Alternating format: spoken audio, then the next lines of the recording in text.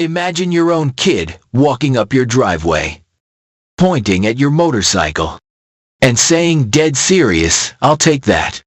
What would you do if your HOA nodded along, like they had the keys to your garage that morning felt ordinary? Coffee in a chipped navy mug, the kind with a little white line around the rim. The oak out front threw slow shadows across the driveway, and the air had that warm, baked smell of late summer. I was thinking about trimming the hedges and maybe, if I finished early, taking the Harley for a long loop down by the river. Nothing epic, just Saturday being Saturday. Then, a teenage boy, tall, stringy, maybe 16, walked up my driveway like it was a public sidewalk and stopped at the foot of the bike. He nodded at the chrome, then at me. "Mom said you'd give it to me." The kid said it like he was ordering a burger, like the decision had already been made, and I was the guy at the counter who just had to pass the tray. I blinked. I mean, who wouldn't? I set the mug on the porch rail. "Come again." He thumbed back toward the cul-de-sac. That is when I saw her, Karen. Sunglasses, big enough to hide a poker face. Blonde bob sharp as a ruler. Arms crossed so tight, her bracelets clicked. The posture said she had been waiting for this moment, the way a referee waits to blow a whistle. She gave me a little wave that didn't feel neighborly at all. It felt like a notice. "You must be confused," I told the kid, trying to keep the edge out of my voice. "That is my motorcycle." He huffed and rolled his eyes as if I were the confused one.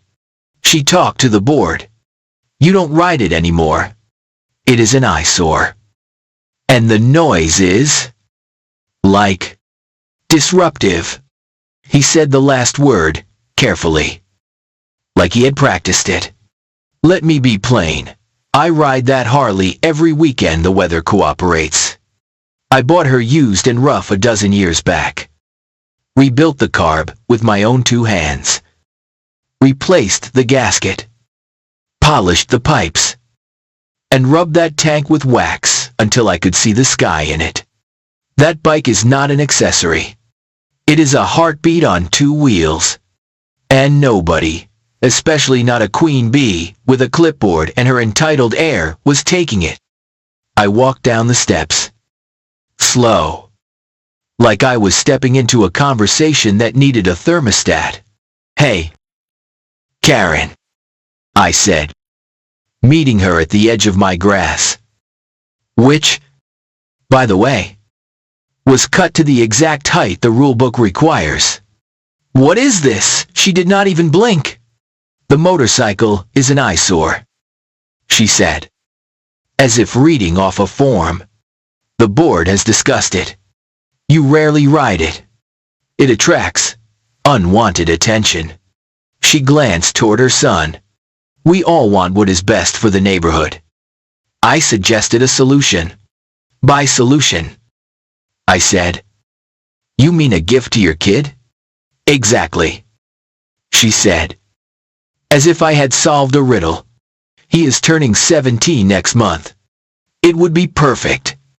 You can write it off as a donation." I laughed. Could not help it. "You have lost your mind." Her mouth tightened into a thin white line. "If you are going to be difficult, we can escalate." At the time, I figured escalate meant another shiny letter about yard waste or paint chips. I was wrong. I took the bike out later that afternoon. Because, well, it is mine, and the day was waiting.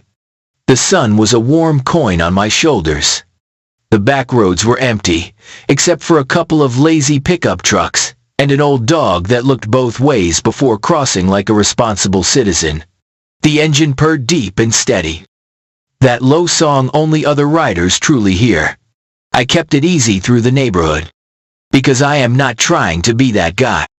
Out past the last stop sign and the fields, I opened her up just a little and let the wind clear out the week. Then I came home, rolled to a stop, and cut the ignition with a satisfied click. Sirens. 2 cruisers turned into the driveway fast enough to make the gravel spit. A blue wash of light flickered across the front windows like a broken aquarium. "Sir," the officer called. One hand on the door. "Step away from the motorcycle." I looked around for a hidden camera. "Excuse me, step away from the vehicle now," the second officer said. "Palm up." Cautious but firm. I did not want trouble. I took 2 steps back. Slow. Hands open. "Officers. Is something wrong? We received a report of stolen property," the first one said, flipping open a small notebook. "A local resident claims you are unlawfully holding a motorcycle that belongs to her minor son. You could have knocked me over with a feather." "That is my bike," I said, feeling my heartbeat climb the rungs, one at a time. "The title and registration are inside. Top drawer of the hall table." Karen appeared on cue. Like a stage actor who never misses her mark. She marched across the street with her son clomping behind and pointed at my Harley as though it had personally insulted her. "There," she barked.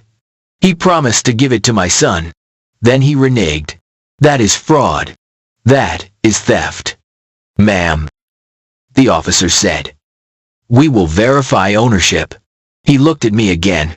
"Sir, we will retrieve the documents with your permission." "Go ahead," I said. Hall table. Manila folder marked title. They went inside, one officer with me. One staying outside with Karen, who had switched to a smirk that could slice bread. "You could have just done the right thing," she murmured to me over the threshold. "Now the whole neighborhood will see who you really are." I stared at the ceiling, because if I looked at her, I might say something I could not unsay. The officer opened the drawer, found the paperwork, checked the name, checked the VIN, checked the dates, and nodded. We stepped back outside. "It is his," the officer said to Karen, handing me my documents. "Clean title.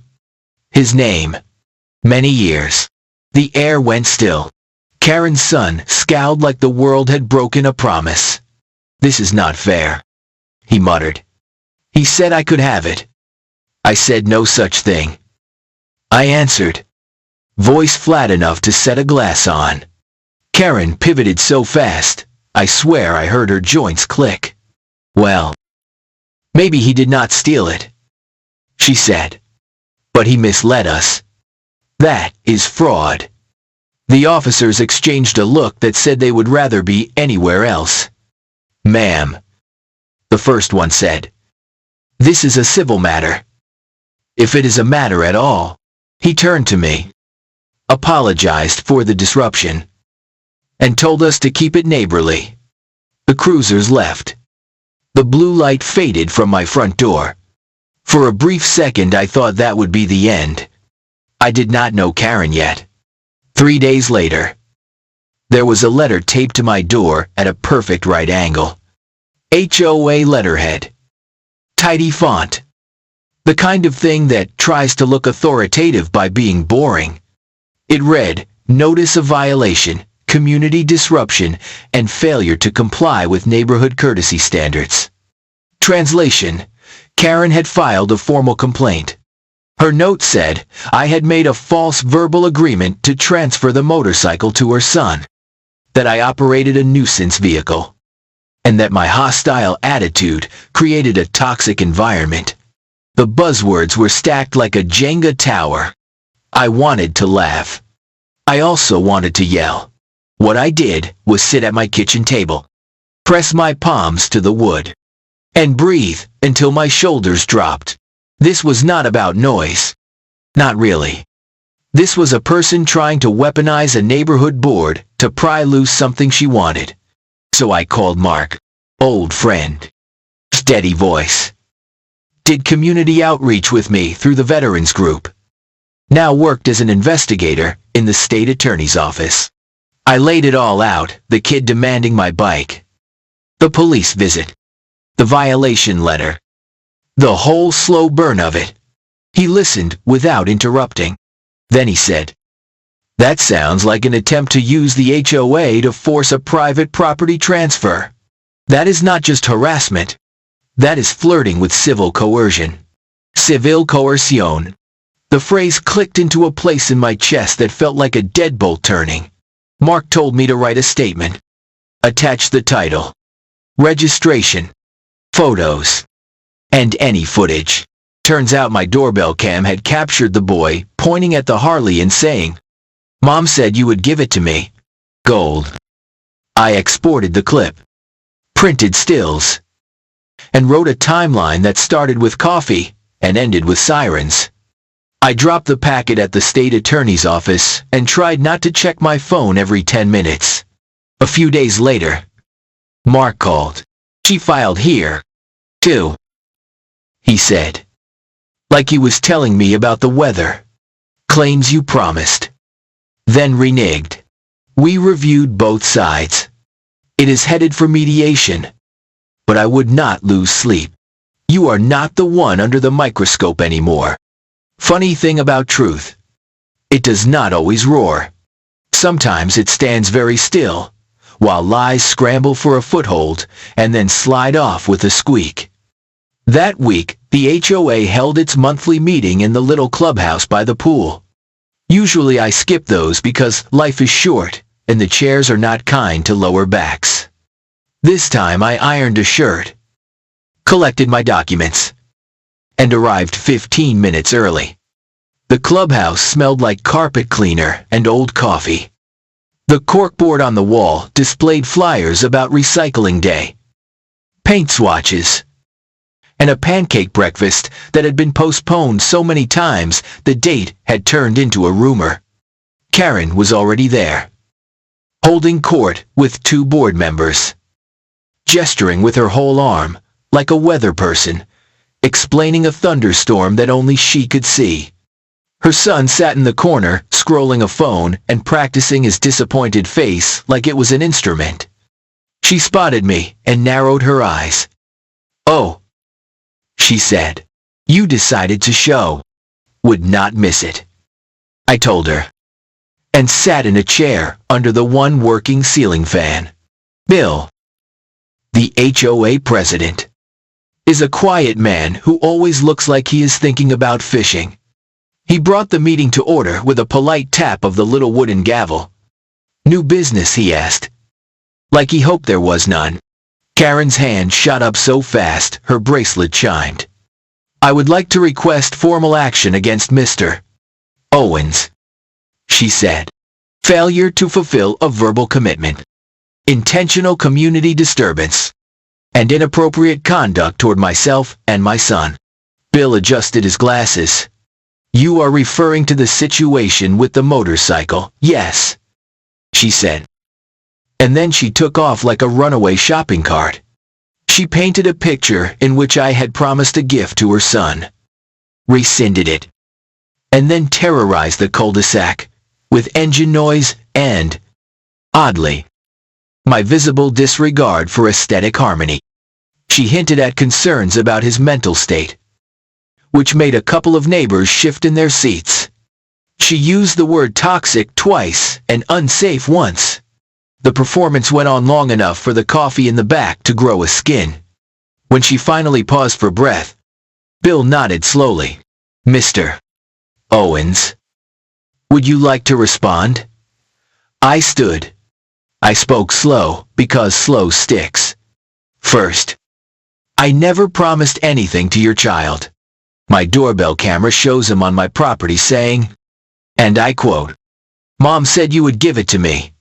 Second, here is the title and registration, in my name, for over a dozen years. Third, the police were called. They verified the bike was mine. Fourth, your notice accuses me of creating a toxic environment. If presenting proof of ownership is toxic, then I guess I am a hazard." I slid copies across the table like cards.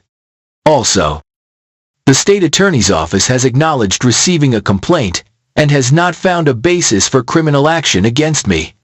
If anything, they have concerns about misuse of process. The board members leaned in. Bill's eyebrows climbed a fraction of an inch.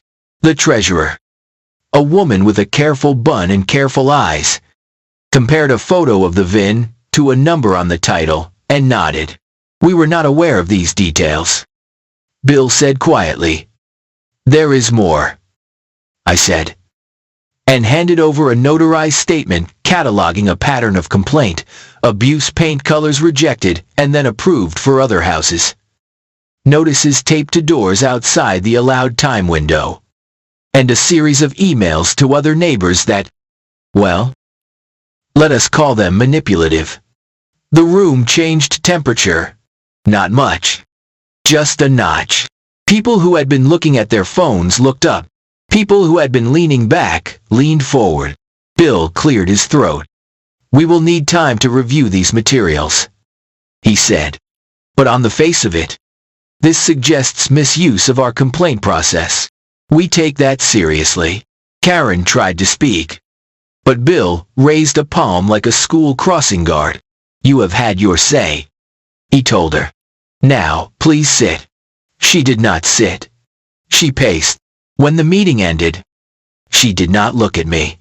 She walked straight out into the night, her son trailing behind like a kite with a cut string. I wish I could tell you that was the last flare of drama. But that is not how this kind of fire burns. 3 days later, I received a letter from a law firm with a name that sounded like an expensive cologne. It was a real firm. Though I would later learn, Karen's cousin worked reception there and probably scooped a template off the office printer. The letter said I had emotionally misled a minor, caused mental distress, and should surrender the motorcycle as restitution to avoid civil action. It would have been funny if it were not signed in actual ink. I called Mark and read it to him. He snorted. "She is bluffing," he said. "If she pushes this into court after the board has been warned about misuse and after the police have confirmed your title, she is opening a door she really does not want to open." We drafted a response. Calm. Precise. Evidence attached. We added a counter notice if the harassment continued. We would consider a civil claim for abuse of process. I sent it through an attorney I know from the veterans group, a man who speaks softly and files things on time. Then the strangest thing happened. Silence. No letters taped to my door at precise right angles. No police cars idling at the curb. No smug wave from across the street. You ever watch a balloon deflate slow enough to look like it is melting? That? But the neighborhood was awake now. Folks I had nodded to for years at the mailbox began stopping to talk. A retired teacher told me Karen had rejected her rose bushes because the color felt aggressive. A young couple said their welcome mat was too cheeky and had to be removed. Someone else had a service dog that Karen tried to classify as a comfort animal to restrict access to the pool. There is people who will quietly take a lot until somebody else says, loud enough, "Hold on." At the next meeting, a petition slid onto the table like a plate. It had more signatures than I expected. It asked for Karen's removal from the board for harassment and misuse of authority. She did not show. She did not submit a letter. She did not dial in. The vote happened fast. The result was not close. Karen was out. You would think the story ends right there. Clean as a clipped coupon. But stories with HOAs, they have a way of curling at the edges. The board appointed an interim member, a quiet guy named Gerald who wears loafers without socks. Bill asked me, privately, if I wanted to join a working group to review the complaint system. We have let it run on autopilot. He said, we need guardrails. I agreed. Because saying yes felt like locking the gate Karen had swung wide open. We sat around a folding table in the clubhouse with a stack of past notices. A binder of rules, thicker than a deli sandwich. and a pot of coffee that tasted exactly like the pot from the last meeting. We found patterns, complaints filed outside the permissible window, but still acted upon. Emails sent from personal accounts to imply official force. And language in the rules that sounded precise until you tried to measure it. Aesthetically pleasing. Congruent with community values. Harmonizes with existing palette. It is a short walk from those phrases to favoritism. We propose changes. We define timelines. We wrote plain language so that you did not need a law degree or a Ouija board to understand what the rules meant. We created an appeals path that did not go straight back to the person who had filed the complaint in the first place. The board voted the package in. It was not dramatic, but it felt like setting a crooked picture frame straight. Meanwhile, the Harley kept sitting under the yoke like a sunbather. I rode on weekends. I waved at neighbors. People waved back. The sky did not fall. The cul-de-sac did not turn into a biker rally. The soundtrack of the neighborhood remained sprinklers, distant lawnmowers, and kids inventing rules for games as they played them.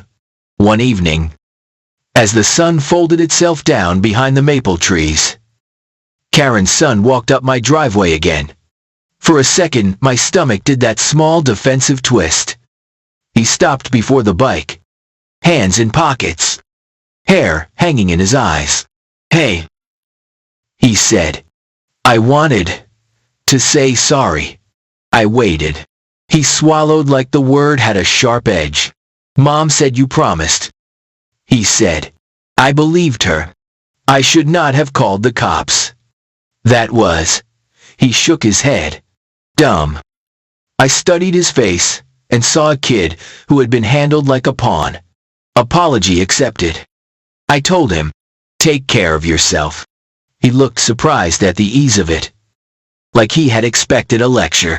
"Do you ever teach people to ride?" he asked, glancing shyly at the Harley. "Sometimes," I said, "but you need your own gear. And I do not teach without permission from, you know, the people who pay your insurance." He laughed in a small, real way and headed home. The air felt a little lighter, like a curtain had been lifted an inch to let the breeze through. Karen herself did not speak to me for a long time. When we passed in the street, she looked at a point a foot above my head, as if there was something interesting floating there. I did not miss our conversations. Weeks turned to months. The petition became yesterday's news. The complaint reforms started to work. People still argued about fences, about holiday lights, about whether a pink flamingo is whimsical or tacky, but the arguments had boundaries now. They had rules. And rules, when they are clear and fair, have a funny way of lowering the temperature. Then, right when you think the credits are rolling, life tosses a post-credit scene. A new family moved into the brick house at the corner. 2 little kids. Friendly dad. Mom with a laugh like a bell. They brought brownies to the first meeting they attended, which is basically like showing up to a potluck with gold. During the Q&A, the dad raised a hand and said, "We are a single-car household. My wife bikes to work. Are there any restrictions on building a small shed for her gear?" Bill said. "As long as it is within size guidelines and set back from the fence line, it should be fine."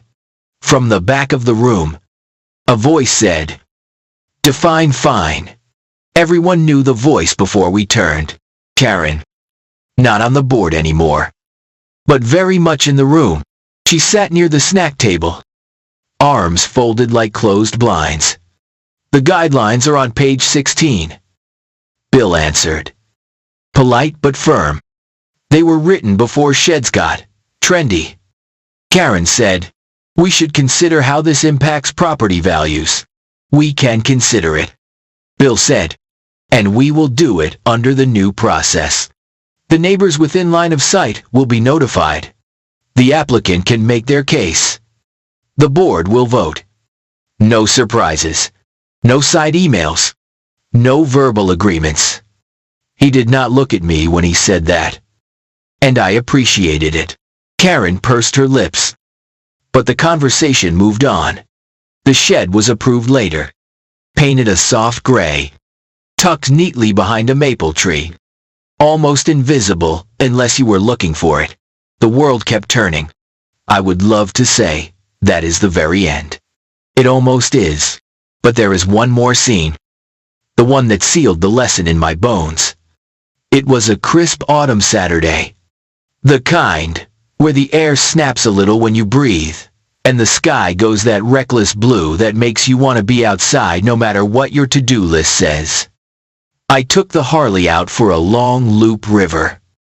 Bridge. County road. The whole little pilgrimage.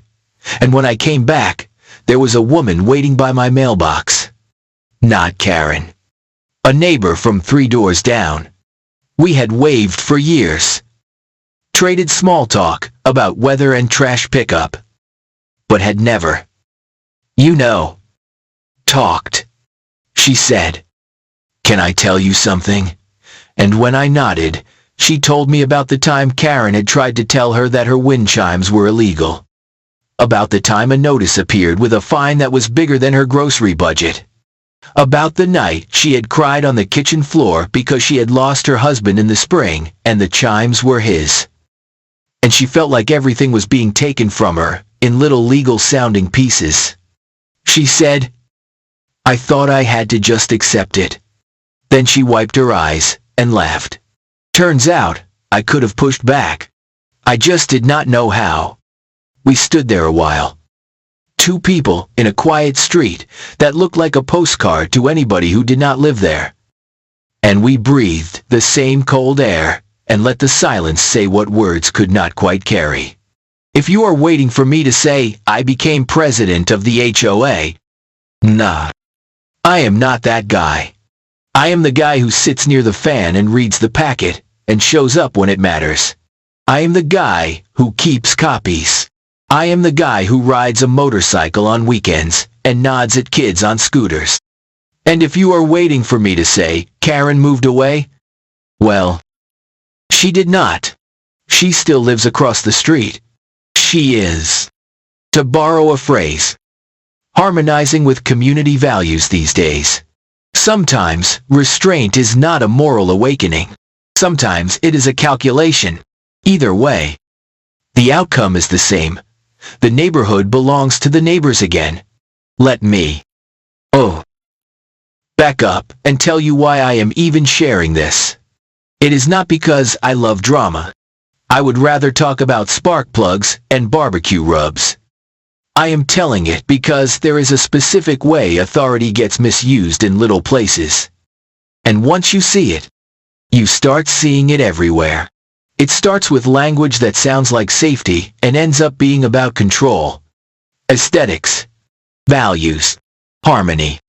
Those are fine words. Until somebody uses them like a mallet. It starts with a suggestion. Soft voice. Lots of sweetener. Then, when you do not jump, it becomes pressure. Everyone agrees. People are concerned.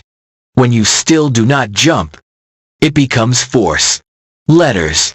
Citations. Calls to people with badges. The trick is that the person using the mallet tells themselves they are doing it for the greater good.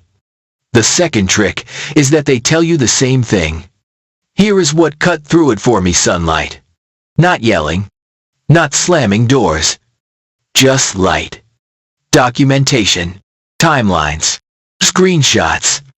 Rules printed and highlighted. Questions asked out loud in rooms with other people in them. There is a lot of power in saying, calmly, "Show me where it says that." And then waiting while pages shuffle. And there is this neighbors. Real ones. The kind who will sign a petition not because they hate somebody, but because they are tired of feeling like the sidewalk is a stage and they are the audience who never gets to speak. When regular people show up, bullies shrink, not because they are scared of you, because they are allergic to losing the narrative. I know. I know this sounds like a speech. Maybe it is. Maybe I earned the right to make one when a kid tried to requisition my motorcycle like it was a community asset, and the person who put him up to it thought the HOA was a sheriff's badge. If you have stuck with me this far, you are probably either nodding because you have lived a version of this, or you are shaking your head because it sounds too wild. Either way, here is the simple truth. Most people are reasonable when you treat them like neighbors. And some people only understand boundaries when those boundaries are drawn in ink. So I keep ink handy. Alright. Story time's not quite over. There was one more meeting worth mentioning. The board scheduled a review session for the new complaint forms. We invited feedback. People showed up with coffee cups and wrinkled printouts, and the kind of patience you need for bureaucracy flavored with good intentions. Halfway through, Karen raised her hand. Bill looked wary but nodded. She said, "I want to apologize to the community." The room held its breath. You could hear the refrigerator hum. "I let things get personal," she said. Each word like a suitcase she did not want to carry. I thought I was protecting property values. I was not. I was. Who was leaning against the back wall, pretending he was not listening. I was wrong. A murmur moved through the chairs. Not applause. Not a choir of angels. Just the sound of people deciding what to do with the moment. Bill said, "Thank you," and moved on to the next agenda item. In its own way. That was more powerful than a big speech. It said, "We heard you.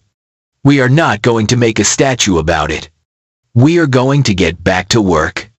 After the meeting, as folks gathered their things, Karen walked over and stopped a respectful distance away. "I know you do not want to talk," she said. "I do not mind listening," I answered. She stared at the floor. "When my husband left," she said, voice thin as fishing line, "I felt like everything was sliding. The HOA was the one thing I could hold on to and make behave." She looked up, eyes sharp again, but not unkind. "That does not excuse anything. I am just telling you the recipe." I nodded. "Understanding is not the same as agreement," I said.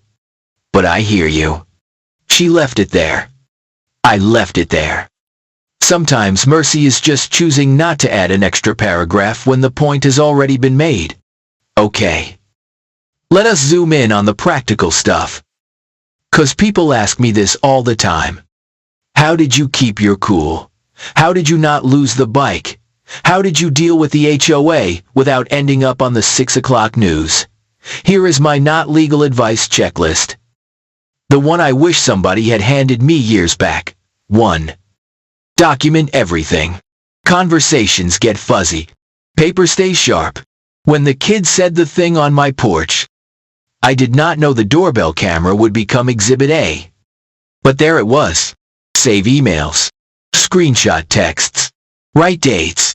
If you talk in person, follow up with a short note that says, "To recap, here is what we discussed." It is not petty. It is clarity. 2. Learn the rules like you would learn a recipe. Do not rely on vibes or whatever the loudest person in the room says. Read the documents. Highlight. If the language is mushy, aesthetically pleasing, harmonious, that kind of fog, ask for clarification in writing. Fog is where favoritism hides. 3. Keep your voice calm and your spine straight. People expect either anger or surrender. Calm is a third option. Calm makes the other person's drama look like theater. It also looks good in front of a board, or a mediator, or, heaven forbid, a judge. 4. Bring neighbors into daylight, not to form a mob, to form a community. If something seems off, you are probably not the only one who noticed. A petition can be a mirror. 5. Do not go it alone if you do not have to. I called Mark. You might call a local clinic, a small claims advisor, a council member, or that one cousin who reads for fun and understands commas. It is okay to ask for help. There is a reason teams win more than solo acts when the other side is organized. 6. Keep your sense of humor, even if it is dark around the edges. Laughter cuts the strings on some of fear's balloons. When a letter told me I had emotionally misled a minor, I laughed so hard I had to sit down. Then I wrote a measured response with attachments. 7. Ride your bike, or bake your bread, or grow your tomatoes. Do not let the fight become the whole story of your life. The point is not to win arguments. The point is to keep living in your own house like it is yours. If any of that sounds preachy, that is on me. I'm just, trying to hand off the map I drew while walking. Now, about the Harley. People always ask which model, what year, what she sounds like. I keep that part private mostly because I do not need a line of enthusiasts at my curb. But I will say this. She is old enough to have a soul and tuned enough to purr. On mornings when the sky looks like a clean sheet, I fire her up. Ease past the stop sign like I am sneaking past a sleeping giant. And then, once the road opens, I let her sing. The song is not loud to me. It is just honest. It is the sound of fuel and fire agreeing on a plan. Sometimes I catch my reflection in the chrome, and I see a man who looks more tired than he feels. And sometimes I see the kid I used to be. The one who taped posters to cinder block walls and dreamed of an engine that belonged to him. Both of those people deserve a little win. A while back, the neighborhood had a block party. Somebody rolled out a grill the size of a canoe. Somebody else set up a table with baked beans that might have been a family secret. Kids rode scooters in erratic patterns that somehow made perfect sense to them. The band was a Bluetooth speaker on a picnic table. And the playlist was all over the map, in a way that made everybody a little happy, at least once. Karen showed up. She brought a bowl of pasta salad and a tentative smile. People made space. Time had passed. The world had not ended. We are all, in the end, neighbors with trash day on the same morning. Halfway through the afternoon, the kid, her son, wandered over to where my chair sat, under the maple. He looked at the Harley, parked respectfully, far from the food, and said, "I am getting a job at the bike shop next town over." "That is good work," I said. "You will learn things you cannot learn on a screen." He nodded. "I know I messed up," he said, eyes on his shoes. I do not know what I thought. That grown-ups could make things happen just by saying them. He laughed, without smiling. Turns out not. I agreed. But hey, you are doing something now. That counts. He looked up. "Do you think, sometime down the road, you could show me how to change the oil?" "Sure," I said. "Bring gloves, and do not wear shoes you care about." We set a time. He showed up on the dot with gloves and shoes that had already seen worse. We worked slow. We talked about torque and patience, and why you do not over-tighten a bolt just because you can. He listened. I listened back. It felt like a small patch on something. And sometimes, that is all you can do. Patch what is in front of you. Karen watched from her porch. She did not come over. She did not need to. Here is the part where, if this were a movie, there would be a montage of happy cul-de-sac moments and a big soft chord on the soundtrack. Real life is messier and quieter. The trash still blows out of the truck sometimes. Someone's dog still does not understand the concept of property lines. A fence panel fell in a windstorm, and the neighbor took a week longer than I liked to fix it. And yet the air feels different now. The board has guardrails. The complaints have a lane. The loudest person does not determine the weather. Maybe that is the win. Not fireworks. Just a thermostat, set a few degrees closer to reasonable. I keep thinking about that first line the kid said on my driveway. Mom said you would give it to me. There is a whole philosophy packed into that sentence. That is how power gets taught sometimes. Not by lectures. By example. By watching someone step over a line and not get checked. By learning that if you say it confidently enough, someone will hand you the thing. I did not hand him the thing. I handed him a wrench later. Which is different. And the HOA, it is a clipboard. Not a crown. That is the line I keep coming back to when folks send me messages about their own situations. A clipboard is useful. It keeps papers flat and gives you something to hold when you are speaking. But it does not make you king. The moment a clipboard tries to become a crown, the rest of us have to remember, we all own a little piece of the kingdom. We are the ones who say, gently but firmly, nope. Not how this goes. So, if you are in a spot like I was, if somebody is telling you that your mailbox color, or your rose bush, or your motorcycle belongs to the community in some way that mostly benefits them, take a breath. Gather your papers. Learn the rules. Show up with neighbors. Speak calmly. Keep receipts. Ride your bike. Or bake your bread. Or water your tomatoes. Live. Because here is the truth, I learned the loud way bullies grow when nobody else stands up. But the second you bring light, the act crumbles. The second you put a boundary in ink, the performance runs out of lines. You do not have to become a crusader. You can just be the person who says, show me where it says that, and waits. You can be the person who signs a petition. You can be the person who sits under the fan and reads the packet.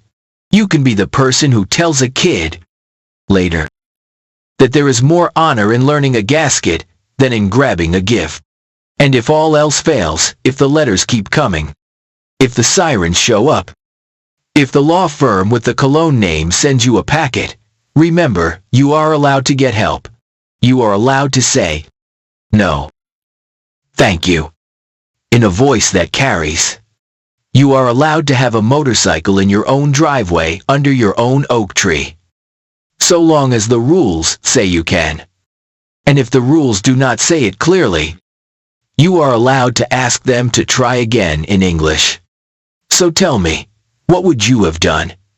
Anyone else had a HOA try to take what is yours and call it for the community? Drop your story in the comments. I read them. And if you want more wild HOA showdowns, stick around. There is always another Karen somewhere trying to turn a neighborhood into her kingdom.